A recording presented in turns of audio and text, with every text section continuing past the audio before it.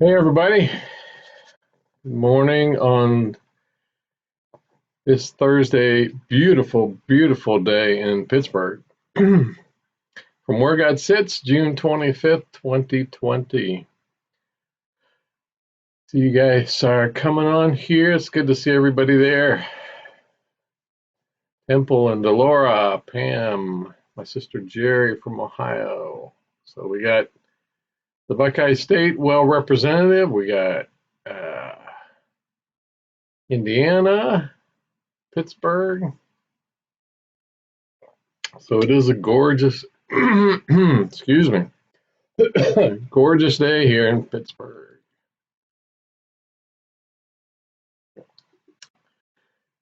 So while I'm thinking about it, and hopefully, Michigan. Oh, Temple, you're in Michigan. I thought you guys were in Indiana. My mistake. What part of Michigan, Temple? Let me know. A lot of friends in Michigan. Excuse me. So while I'm thinking about it, we have gone to 3 days a week at 10:02. Um, and Southwest Michigan. I've been in Southwest Michigan a number of times in recent years, and the plan is for me to be in St. Louis, Michigan. I'm supposed to be the speaker at the Church of God camp meeting in St. Louis, Michigan. Who knew there was a St. Louis, Michigan? Anyway, but I preached. I guess it's been about a year and a half over in. Uh, Oh my, I can't remember the name of it now, but it was just north of the Notre Dame campus, just barely in Michigan there. So while I'm thinking about it, we've gone to Tuesday, Thursday, Saturday, and God keeps talking to me, and I just keep seeing things so much. I honestly don't know how this is going to work, but just kind of thinking and brainstorming out loud. I'm thinking about doing one of these full From Where God Sits with all the fun stuff and pictures and all that. Maybe one day a week and then pop it on for 10 or 12 or 15 minutes many other days. So just pay attention, set your alert to see if I go live or you can watch it later. My intent is to do them early enough in the morning that if you want to watch them on your lunchtime, you can do that. Hi, Terry. Good to see you.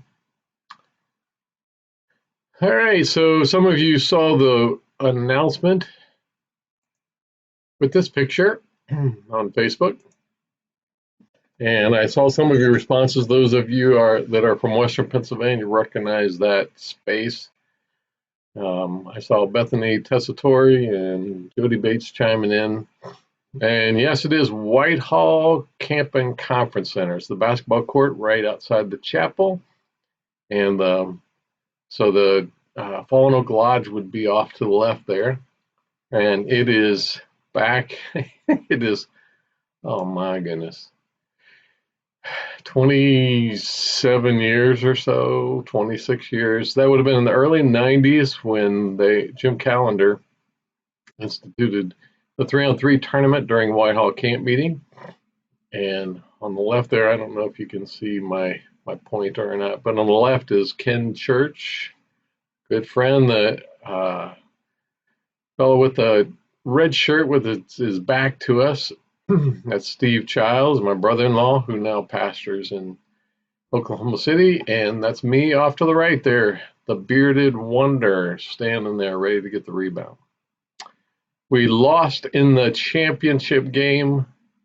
I think it was 93, and in 94 we won the championship. I still have the t-shirt. We won the champ. Good fun days, and that was just simply for fun. Oh yeah, funny. My sister Jerry, you're really funny. 15 minutes. Yeah, that's what everybody says actually. All right. So I also see Cindy Slipka, Kelly, Tucson Kelly's on here, and Debbie First. Nice to see everybody on hand. Be sure and say hi.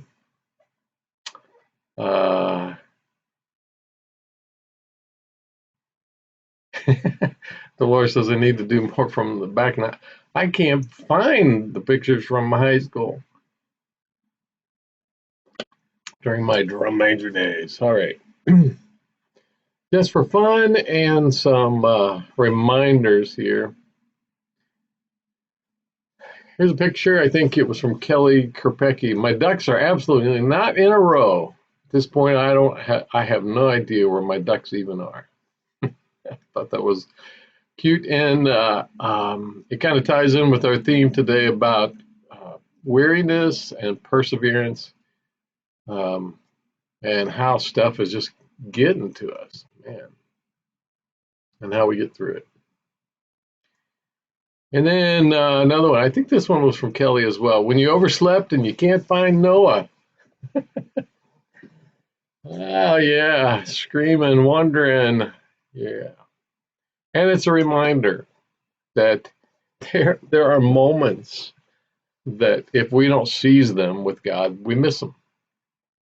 So we need to pay attention. We need to be alert, which brings us to our alert moment. Do not be surprised moment. Be wise as serpents, innocent as doves, which means to face the truth, see the truth, and yet love people. So here are a couple of things that are really on my mind. I think we need to remind ourselves of. Don't be distracted from the true issues. One of Satan's strategies, one of any good army, any good armed services leader, one of the strategies is to distract your enemy from the true issues, from your true intent. In World War II, before the Allies invaded Normandy on D-Day in June of 1944, they had multiple kinds of strategies to try to throw the Germans off from the true intent on where they were going to land and how they were going to land and what forces they were going to use to land. And so George Patton was one of the best generals we had, and they had him with fake tanks and fake artillery in a part of England that caused the Germans to think that we were going to invade from a different spot. All kinds of misinformation.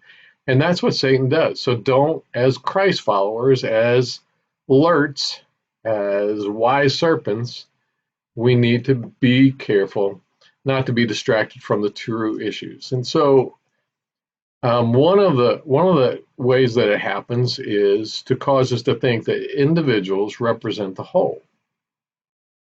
And they don't.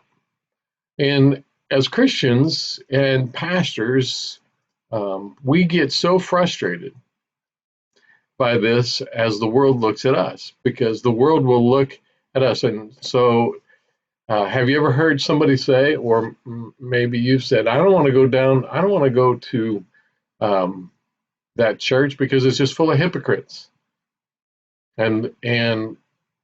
So Satan's strategy is to point out somebody that's a hypocrite and cause the other people to feel like they represent the whole. Everybody down there is a hypocrite. Everybody down there hates.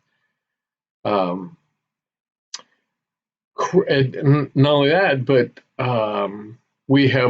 Christians have long bemoaned the fact that the charlatans that are out there, the televangelists that don't represent Christianity, that misrepresent Christianity, that ask people to send their money, that cheat them out of their money, that back in the 80s, it really hit the fan with several high-profile TV evangelists were arrested for cheating people out of money, arrested for immorality, just all those kinds of things. And then people point to that and say that that everybody must be like that. All preachers must be like that. We need to be careful that we're not guilty of the same thing. So as we look at what's happening today, I was at a Rotary meeting and we were talking about some of the racial issues, and someone said, "Well, I don't understand why those people burn down their own homes." That's not the real issue. I mean, and in fact, most of the time they're not burning down their own homes. Somebody else is burning down their homes.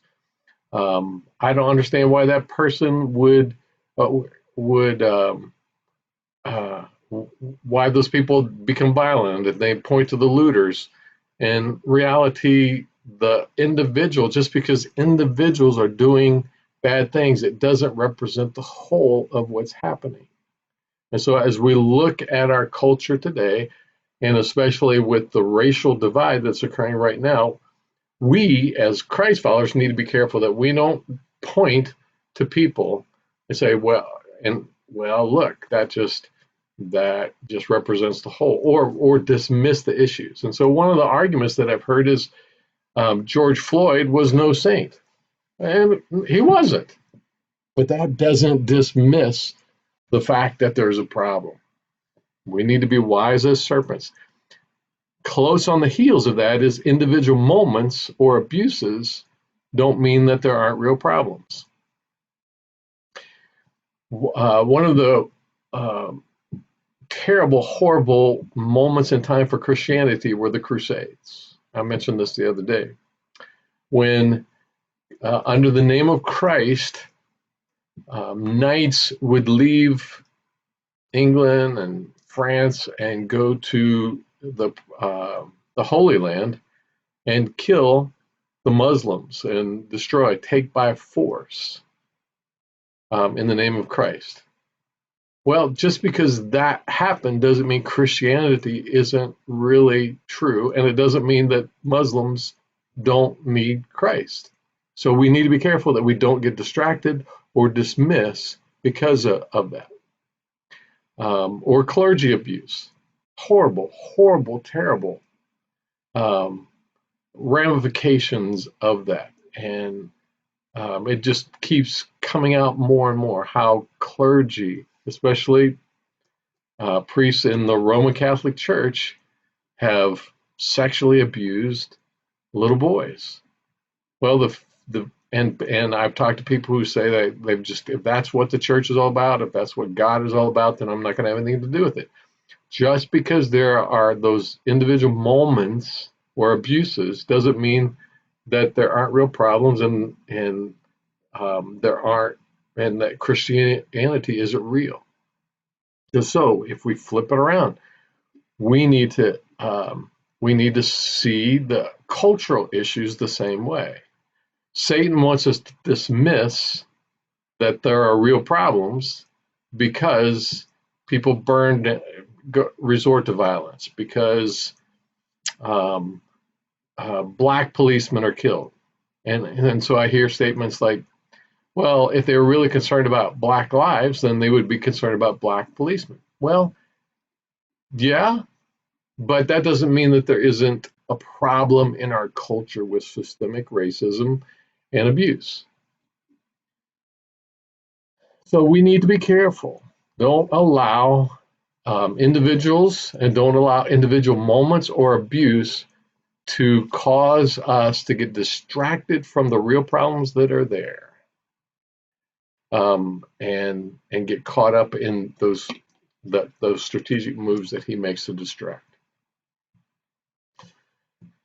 All right, so that's our do not be surprised moment.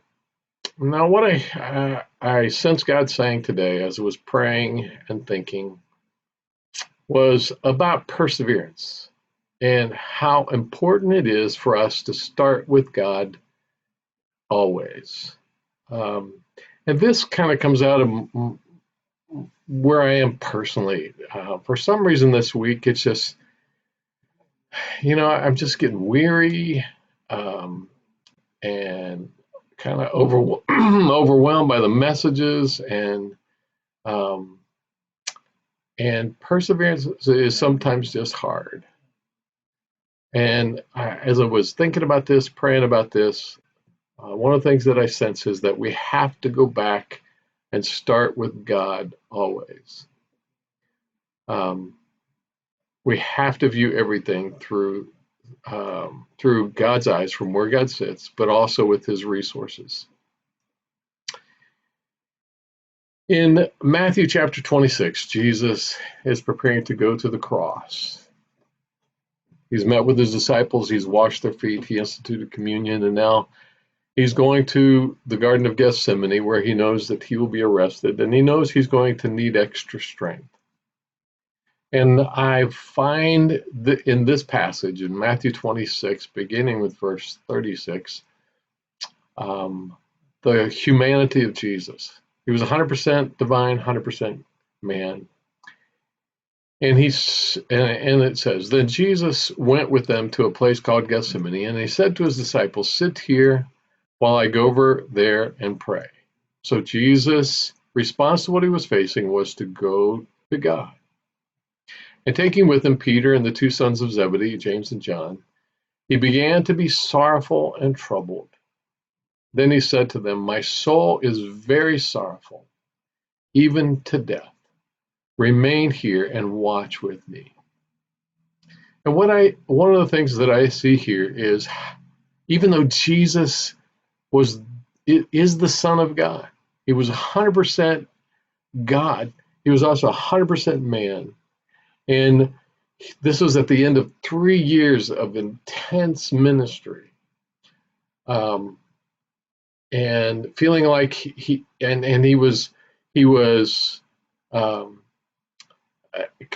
on earth, but he wasn't of the earth. He was in many ways by himself the entire time, because he was 100% God. And so here we find, as he faces the cross, even though he's 100% God, he expresses, my soul is sorrowful even to death. Remain here and watch with me. And going a little farther, he fell on his face and prayed, saying, my Father, if it is possible, let this cup pass from me. Nevertheless, not as I will, but as you will. He goes to the Father. Persevere by starting with God. We have to start with God. We have to see through his eyes, always, without exception. And he expresses just what he's feeling. And he came to his disciples. So he went back and he had asked, Peter, James, and John were his best friends. 100% human. He needed the support of human beings. And he came to his best friends and he found them in his hardest hour asleep.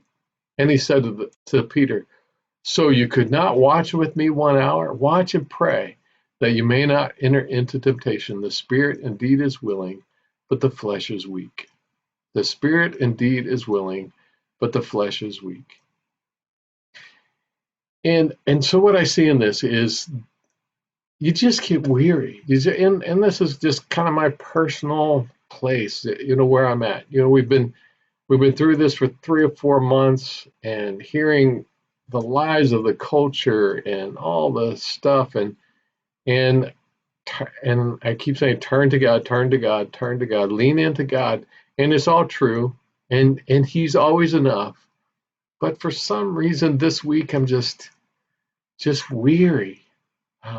And so perseverance has become something on my mind this week, and realizing that we have to start with God always. The challenge is just weariness. Satan just wants to wear us out by having it keep coming at us and keep coming at us and keep coming at us. And you just get weary with it all. I'm weary with all the stuff that's happening. I'm weary of the lies. I'm weary of not knowing who to trust. I'm just weary. You just get weary. And then fear from unexpected angles. Satan is strategic. This might be, I don't know, for some of you, the most important statement of all. Satan is strategic.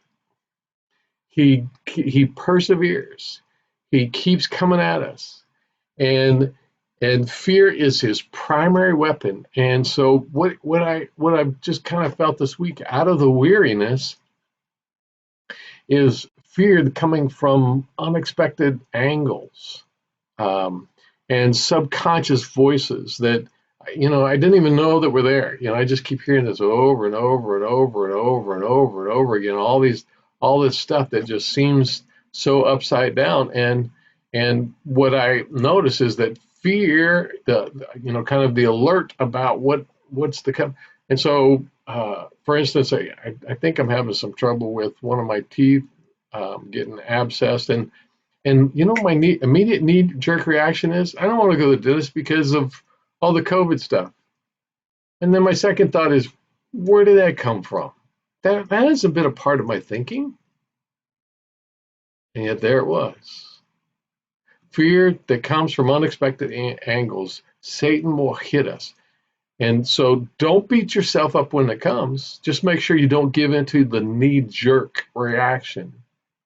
Instead, go to God first. Always go to God. Start with Him to evaluate it.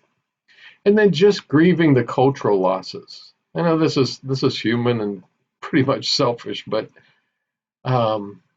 sometimes don't you just long for, well, let me say it this way. Sometimes I long for not being able to just, at the end of the day, call or text Sheila and say, hey, let's go out to such and such a place to eat tonight. Or let's go see a movie. They have popcorn. Oh, and it's just such simple things, but it's the losses of life as it used to be. And then just a constant pull toward the earthly realm reality in this upside down world. Just it's relentless. Satan doesn't give up, and he just tries to keep pulling us down to get our eyes on this world instead of starting with God. And that's what I mean. Start with God. When you begin to look at things, instead of looking at it through this earthly lens, so grieving the loss of going to the movie theater. Okay, yeah, that's a loss, but move it up to God. Okay, God, how do you see this? It's a nice distraction. It's a nice recreation, but it's not the essence of life. And so need to see it from His way.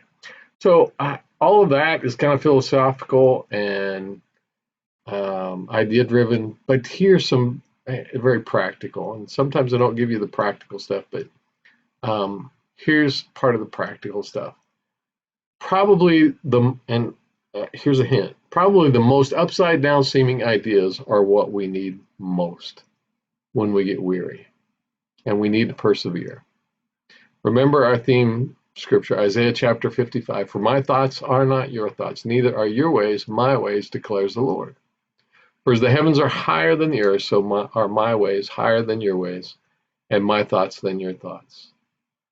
And so the practical solutions that we might automatically think of aren't necessarily ones that give us the fuel to persevere. Yeah, we need rest, so might need some extra sleep, might need some extra exercise, might need to eat better, might need to spend more time with people, but that may not be the natural thought may not be the answer. So what are some practical ones? Fast and pray. Fast and pray. It wouldn't seem like going without food would be a way to refuel your soul, because it certainly doesn't refuel your body. But I have discovered that the quickest and the best way to get strength from God, perspective from God, energy, a renewed kind of spirit, is to spend some time giving up food in order to focus on God. And I'll talk more about that next week, because we have here at New Song, we have 3 weeks of prayer and fasting. There's one coming up the first full week in July. So I'll be talking about that a little bit more. But it's starting with God. How did Jesus start his ministry? 40 days in the wilderness, fasting and praying and being tempted. Spend time with other right side uppers. And I just came up with that this morning. I started to put other Christ followers, but it's not enough to just spend time with Christians. What I'm talking about here are people who are truly seeking God, who are truly striving to be wise as serpents, innocent as doves. Just some time with people who are striving to see from where God sits. Not just Christians, not just cultural Christians, but people who are really zeroed in on it and striving with all that is in them. Spend time with them because Jesus said, where two or three are gathered in my name, there I am with you. There's a power to being together with Christ. We're made for that. And it's like putting extra fuel on the fire. You get us together, and it will help you persevere. Bible in any form, because you're really after truth. It really works when you lean into God more hours than you listen to the news or pay attention to what's going on in our culture. Is you get God's mind more and more. You get more right side up. And so whether it's in song or listening to it in messages, biblically based messages, reading the Bible, listening to the Bible, Veggie Tales, it doesn't really matter. It's just the Bible, the truth. What you're after is the truth, because the truth starts with God and then it gives you the angle. Praise music is powerful. And I specifically say praise music. I'm not just talking about Christian music. I'm talking about music that praises who God is, gives honor to God, gives thanks to God, because there's power in praise. And a lot of the music that we have today, and I listen to K-Love, I listen to other kinds of Christian music, are testimony kind of music, and that's good. But I'm telling you, there's a power to praise music that honors and lifts God up, because God inhabits the praise of his people. God literally is more present. And then another one is laughter. Sometimes and that may seem like a strange one, but though in Proverbs it says, a merry heart is good medicine. Sometimes laughter helps relieve us physically, mentally, emotionally, and spiritually. There are some really good Christian comedians out there. And so one of my habits is often on Saturday evening, I'll go on YouTube and watch some, try to find some Christian comedians just to laugh some. And then there are others. This is not a comprehensive list by any stretch of the imagination, but what I would challenge you to do is this week is to pray and ask God, Lord, you know me better than I know myself. So what is it that causes me personally to lean into you best? Because we're all made differently. We all have different ways of leaning into God according to our personality, of recharging, refueling our batteries. And so I would challenge you God, what is it? I know from after I'm done here, I'm going to go out on the Montour Trail and I'm going to just walk. It is a gorgeous day today. I'm going to walk, spend some time with God, because what I've learned about myself is that is a refreshing perspective. I got all kinds of stuff I really need to be doing, but I really need to do that. And if and as I walk the trail, I talk with God and I ask him, God, you want me to just listen to you? You want me to just look around? Or is it okay if I'm listening to a biography by Dietrich Bonhoeffer, wonderful Christian who stood strong against Nazi Germany. Sometimes I just sense God pointing me to listening to that book while I'm walking. But whatever it is that you need. And there are a lot of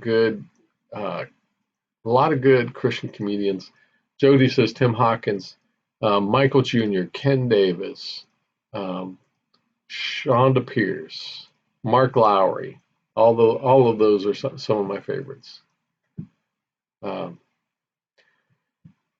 So that's where I'm at. Lord, I pray that you would be with each one of these folks. I just confess that today I'm weary, God. Maybe these folks are too. And we choose to go to you, God. We choose to go to you first. And so we lean into you and surrender ourselves to you.